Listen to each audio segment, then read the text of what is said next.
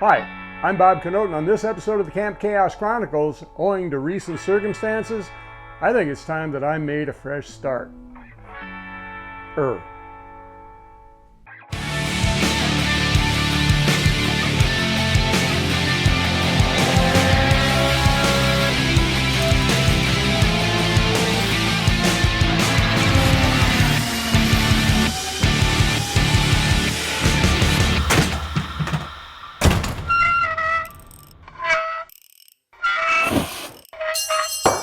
Dang it. So those recent circumstances were that I had driven my 1990 Jaguar XJS convertible out to have coffee early in the morning with a couple of friends, which is sort of a semi-regular thing that I do in the morning, kind of start my day out nice and relaxed. And after that, I went out to start my car and I hit the key and the starter spun up to a high level of RPM and then bang! One hellacious jolt and the car started. Well, that ain't right.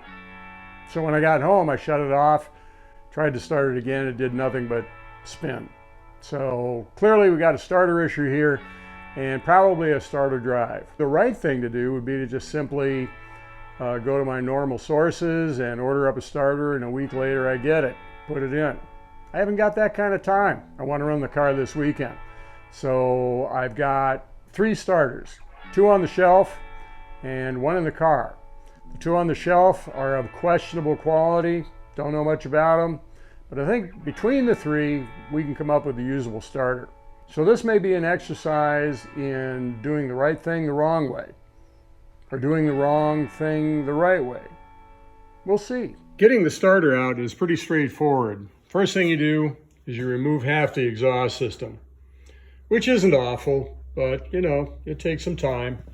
One thing that I would stress to you is that you want to disconnect the O2 sensor lead first. You don't want this whole thing suddenly falling down and pulling these wires out of the O2 sensor. I haven't bought one of these recently, but I don't remember them being cheap. Also, there's a grommet that this passes through in the fender well, and normally it's kind of the consistency of porcelain, and so it's a good opportunity for you to replace that as well. You can see up here at the top of the Y pipe, you've got a couple of catalytic converters. They look good. It's really important that you, not in a fit of high performance mania, decide to knock all the catalytic converters out of here.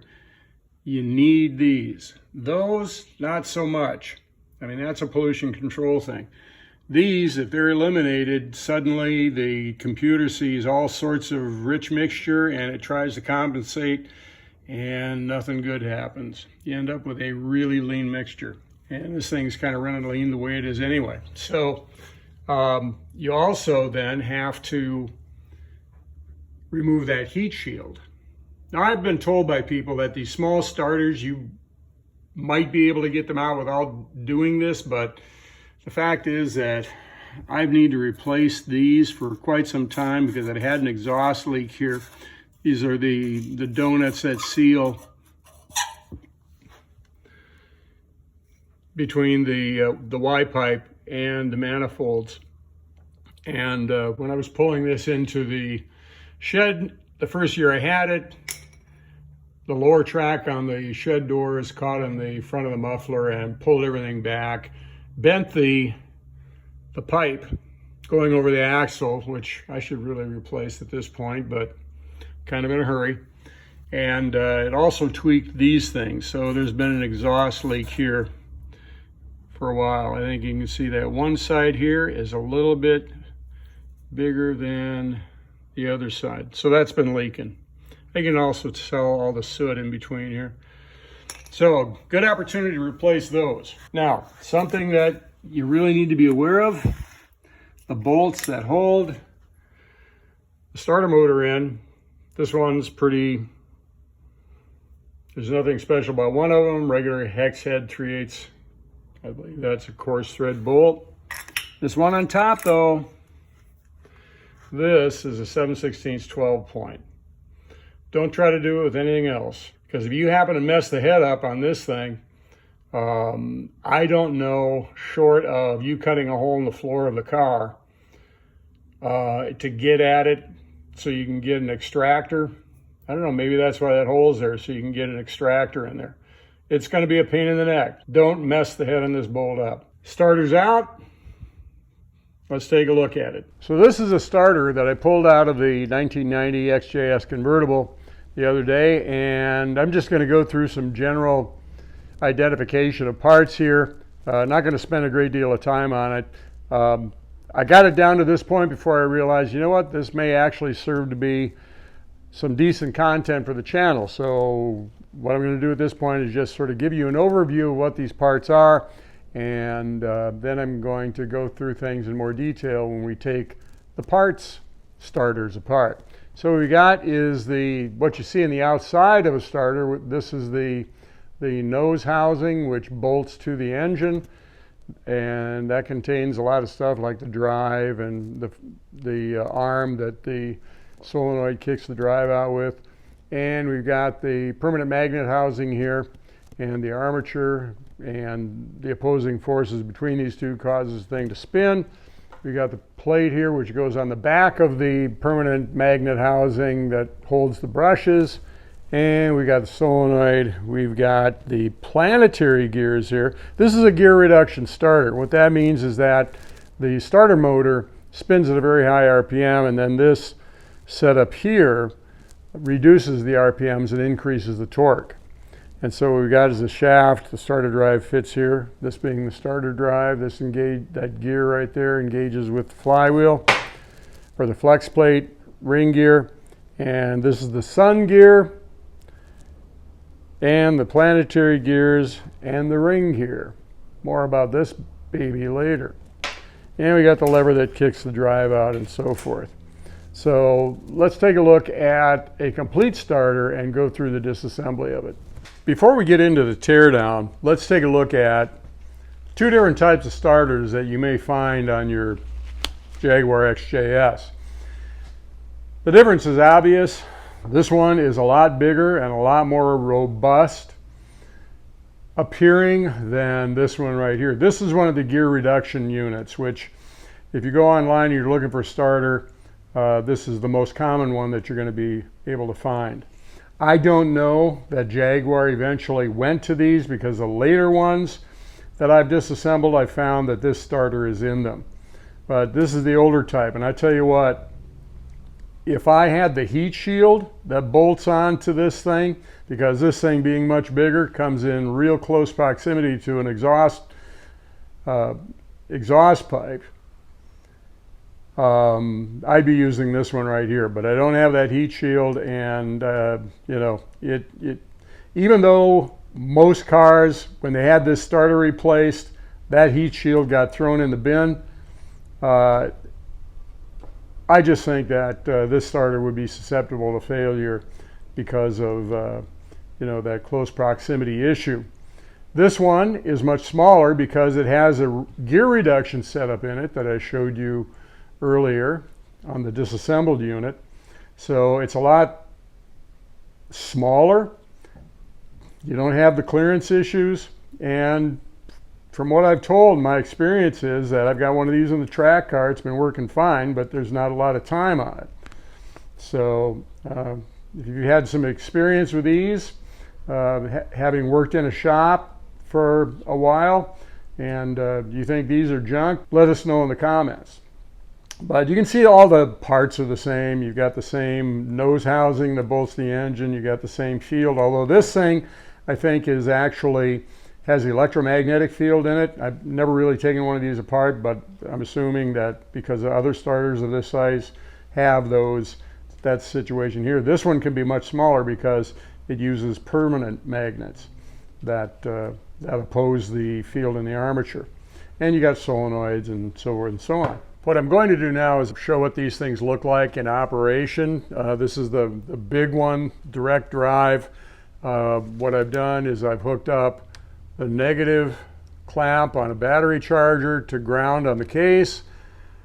The positive goes to the big copper lug on the solenoid that is not attached to the starter field. And then to actually run this thing, we're just going to jump across here. You can hear that it spins up with authority. The drive kicks in and out. Seems to be a little noisy through here, but I'd put that in just simply as if I needed to get the car going like I do this weekend. I'd probably put that in there, assuming I had the heat shield, which I don't. Now let's do the same thing to one of our parts motors, the gear reduction unit. That doesn't sound good.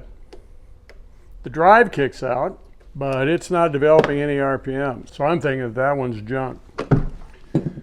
This one looks quite a bit uglier.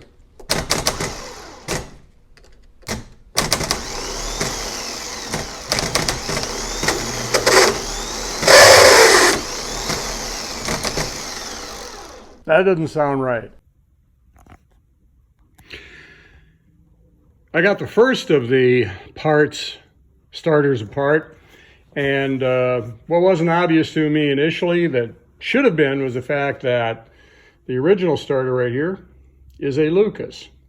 And the way that you can tell that is by looking at the housing. It says Lucas, okay? This one is a Bosch. Again, you can tell because it says Bosch. Okay, and that being the case, none of this stuff is going to be compatible with the others. So while this is interesting to look at, I'm going to stick it back together again and put it on the shelf and maybe use it for parts for another one sometime. Maybe, probably not. Like half the stuff I've got in shelves right now. So let's take the Lucas parts starter apart. First thing we're going to do is pull the big long bolts off the back.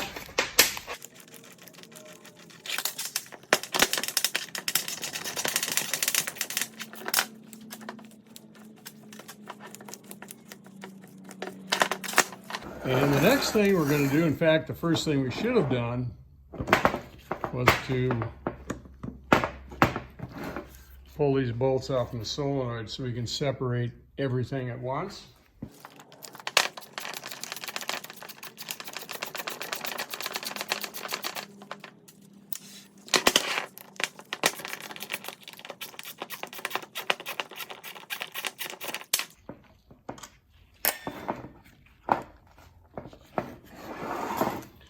And there we go. Now the solenoid comes apart like, or the connection to the starter comes apart like this.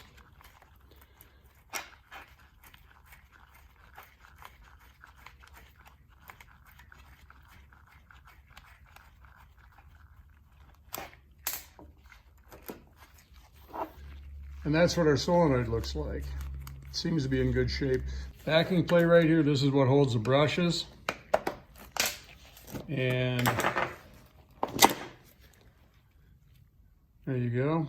That's what that looks like. These brushes look really good. The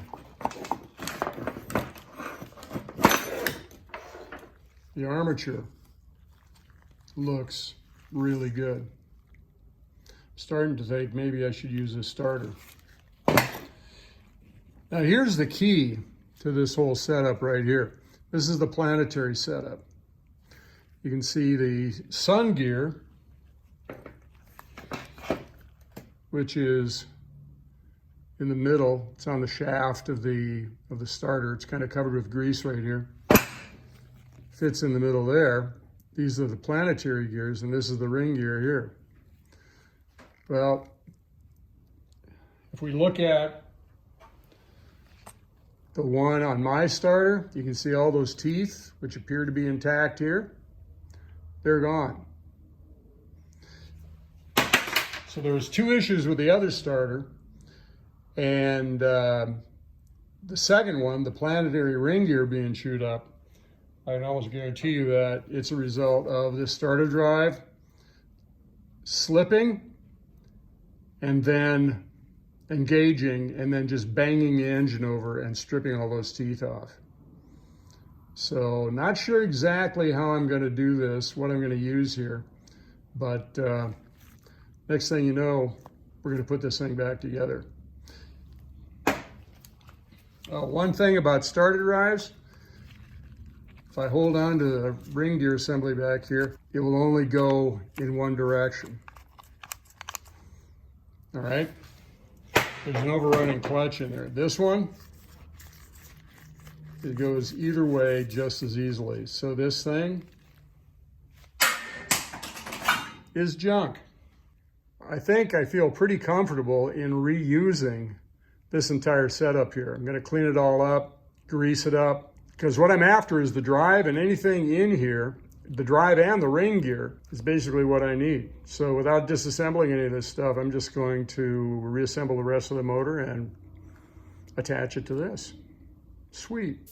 A couple of points during reassembly. If you'll remember from a previous clip, I've just been taking this whole assembly, being that I needed the drive and the ring gear for the planetary. I'm using the whole setup from the part starter, and you'll notice that there's a bit of grease in there to make things work a little more smoothly. Another thing is, once you get the armature out of the back plate, now what you got to do is you've got to get the commutator for the armature, this thing right here, back in here. Okay, the springs are going to prevent you from getting that commutator down in here. Now this, you got to be real careful with, because you're in the danger zone now. You see these plastic clips right here? There's springs on the inside that are forcing the brushes out. What you want to do is you want to very gently release that clip. I broke one of them, and one of them, for whatever reason, this one right here doesn't want to snap back into place. You can see this side right here has been deformed somewhat. So you got to be real careful with these. You break these, I don't know where you get another part, so be really careful. And once you've got those springs out, what you can do then is you can then simply take the brush and move all the brushes in their housings, and then do the same thing to all four of them, and just set the commutator in, and then replace the springs and the clips on the outside. It's really easy. The solenoid is easily tested. It's just a matter of hooking up the ground on your battery charger to the flange here and attach the positive to the small terminal here, and then push the solenoid in. You can feel it trying to pull, and then it gets about within a ½ inch. It pulls it in with authority. In fact, it'll shoot it out the other side if you're not careful when you take the current out. So just to make sure that we haven't changed anything.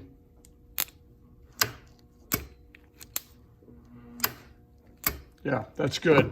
Now the solenoid that came off of the part starter, it looks the same. In fact, it looks in a little better condition, but you can see this small terminal right here.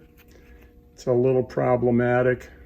It'd work, but this one is already set up with that terminal right there. All I got to do is screw the eyelet onto from the hot wire coming from the ignition to this, and then just slide this on, and boom, we're ready to go. One thing that we just sort of leapfrogged right over is the disassembly of this nose unit right here with the ring gear and the planetary and the drive in it. And you can see this pile of stuff here that goes in there. It's not really a big deal. What I would recommend is, as you take it apart, do what I'm doing now, just take some video so that you can see how all this stuff comes out, so you can put it back together again. Not a big process. So let's put this thing together. This is the back, this is the front. We know it's the back because it has this notch here, which is intended for that grommet right there to fit in. And then we just kind of slide it. In fact, it wants to jump together all on its own because of the magnets. Then what we need to do is to install this bearing plate. You've got this flange of this brass bushing right here. That flange goes in. You can see there's a, oh, you know what? I think I'm missing a, yeah, here it is. Okay, this goes in here. Put a little grease on it. Actually, we'll put a little grease on this side. And then this little semicircular cutout lines with that protrusion on the case. And there we go. And then this spur gear goes here. And that is together.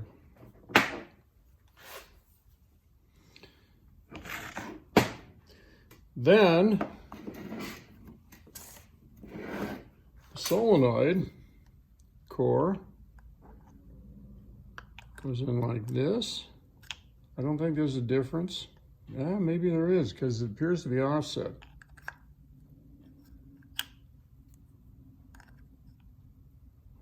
You'd have to guess here, because I didn't notice which way it came out.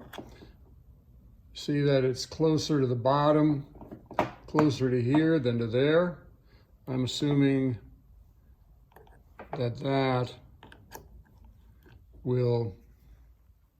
is so that this tab is further on the lever on the inside here than it would be if it were to do this. This could conceivably slip off. I'm guessing here. And then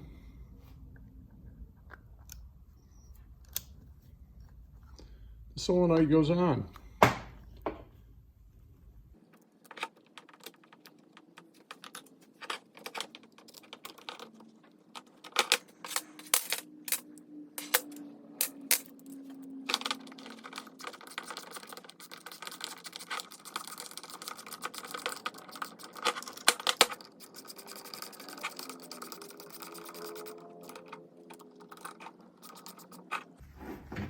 And then, because this lug attaches to the solenoid, and we can see where the bolts are going to come through there, and right here as well, we know that that's how they align. So there we go. And we should just be able to take our bolts and just feed them down through there.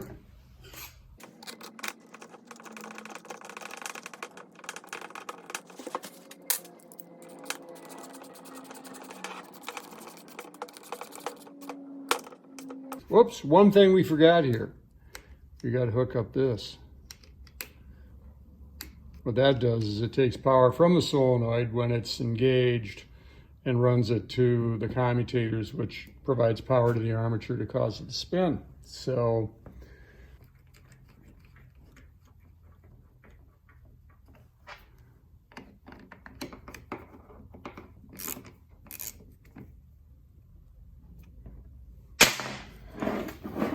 there we have it, what appears to be a working starter. Now comes the moment of truth, actually two moments of truth. One to see if it actually works on the bench, and the other if it actually works in the car.